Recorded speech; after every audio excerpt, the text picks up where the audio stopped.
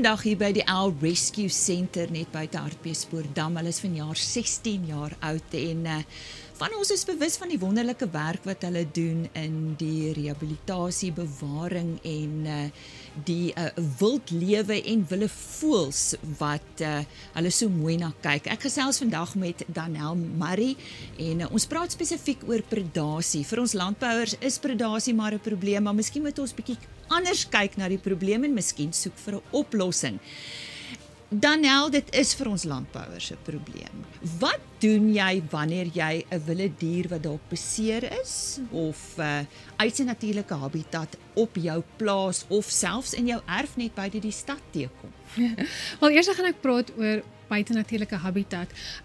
Ek dink mense moet eerstens verstaan dat daar is meer en meer wilde diere wat nader aan mense beweeg, omdat daar minder en minder habitat beskikbaar is vir hulle. So hierdie word 'n groter probleem en ons moet 'n manier kry om saam met hierdie diere te begin leef. As jy 'n beseerde dier teekom, die beste is om eers in kontak met ons te tree. Moenie optree nie, skakel ons en ons sal die situasie assesseer en dan sal ons jou verduidelik van daar af wat is die beste stap om te neem. Wat kan ons doen om voort te gaan? En dan ons kom ook uit en ons doen reddingwerk. So wanneer dit nodig is, sal ons vir jou vra, om vir ons jou pin location te stuur en dan kom ons uit en ons kom help. Nou jy wil die dier en jy wil jouself beskerm, want hy kan dikwels gevaarlik wees. Watter raad het jy daar?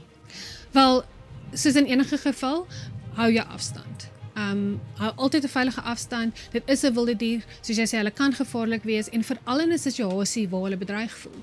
So wanneer hulle bedreig voel, is hulle natuurlik instink om hulle self te beskerm deur dalk aan te val. So hou jou distansie, weer inskakel ons en ons sal vir jou stap vir stap verduidelik wat is die beste om te doen van daar af. Danelle, 'n boer se prioriteit is sy plaas en sy besigheid en predasie is vir hom nie iets wat hy graag op sy plaas wil hê nie.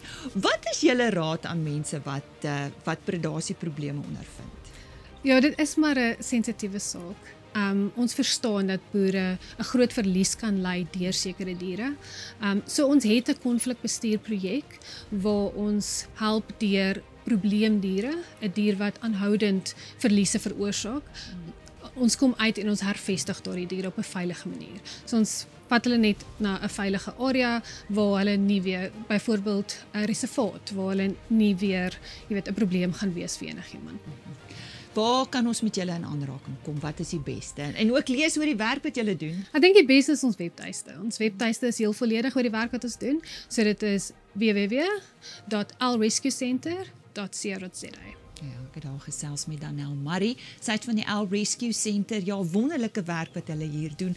Pragtige omgewing en so 'n bietjie later op Plaas TV gaan ons spesifiek met haar gesels oor die behuising, die kreatiewe manier hoe hulle hierdie behuising van hulle opgerig het.